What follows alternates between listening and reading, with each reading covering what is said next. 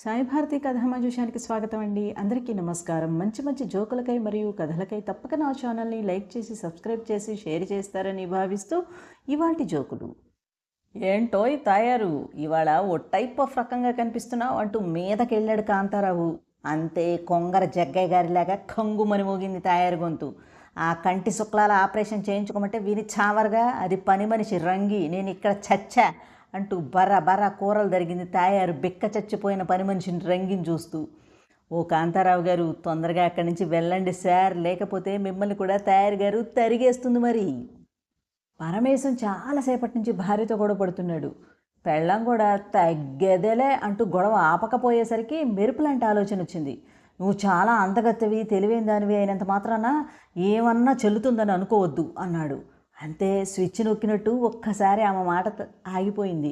వెంటనే కిచెన్లోకి వెళ్ళి 2 రకాల పిండి వంటలు వేడి వేడి టీ రెడీ చేసి పరమేశానికి ఇచ్చింది. అంతే పరమేశం గారికి పరవశం వచ్చేసింది మరి.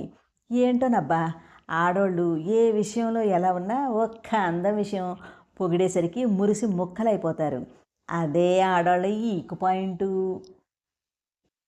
ఒసై పంకజం, ఏంటి ఈ చట్నీ ఎలా ఉంది? ఆదివారం కదా అని ప్రశాంతంగా టిఫిన్ చేద్దామంటే ఎలా తగలేశావు? ఉప్పు లేదు, ఓ కారం లేదు అంటూ మండిపడ్డాడు గణపతి. అది చట్నీ అని ఎవరు చెప్పారు? గోరింటాకును ఊరి అక్కడ పెట్టుకున్నాను అంది పంకజం. అంతే నోట్లో పెట్టుకున్న టిఫిన్ విత్ గోరింటాకు చట్నీని వాంతి చేసుకున్నాడు. అమ్మ పంకజం గారు, అసలే మీ ఆయనకి ఉల్లి పువ్వుకి మల్లె పువ్వుకి తేడా తెలీదు, ఇంకేం గుర్తిస్తాడు తల్లి అది చట్నీనో గోరింటాకో. సుబ్బారావు గారు, మీ వాడు నన్ను గొట్టమని తిట్టాడండి ఇంగ్లీష్లో అంటూ కోపంగా చెప్పాడు అప్పారావు. ఎరా తప్పు కాదు, అలా తిట్టచ్చా అంటూ చివాట్లేశాడు చింటుగాడికి. అది కాదు డాడీ, ల్యాప్టాప్లో సినిమాలు ఎక్కడ చూడాలని అడిగాడు. నేను యూట్యూబ్ అన్నాను అంతే అంటూ బేరమన్నాడు వాడు. అప్పారావు గారు, మీరు ఏ గ్రహం నుండి ఊడిపడ్డారండి బాబు? యూట్యూబ్ ఫేస్బుక్ పెట్టారు వగేరాలు తెలియకుండాను. ఏమే అన్నాడు, మనం టూర్కి వెళుతున్నాం, బట్టలు సర్దు అన్నాడు సుందరం. ఓ గంట తర్వాత, ఏమండి 15 రోజుల టూర్కు నావి 20 చీరలు, మీ 5 చొక్కాలు 2 జీన్స్ ప్యాంట్లు సర్దాను, ఓకేనా అని అడిగింది ఆండాళ్ళు. అట్లుంటుంది ఆడాళ్ళతోని. ఆడాళ్ళ మధ్యాక రోజుకో చీర, పైన 5 చీరలు. ఏమైందిలే ఎదురు సుందరం గారు, పాలలో నీళ్ళలా ఏ షర్టు మీదకైనా ఇట్టే కలిసిపోతుంది జీన్సు, పైగా ఉతకాల్సిన అవసరం లేదు, సరిపెట్టుకోండి మరి.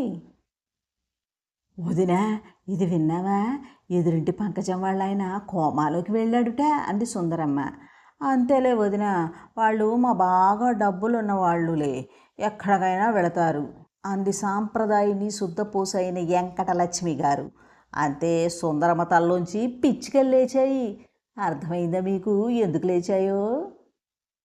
విన్నారు కదా ఫ్రెండ్స్, ఈ జోకులు కనుక మీకు నచ్చినట్లయితే తప్పకుండా నా ఛానల్ని లైక్ చేసి సబ్స్క్రైబ్ చేసి షేర్ చేస్తారని భావిస్తూ మరిన్ని మంచి జోకులతో మరో రోజు మీ ముందుంటాను. అంతదాకా సెలవు.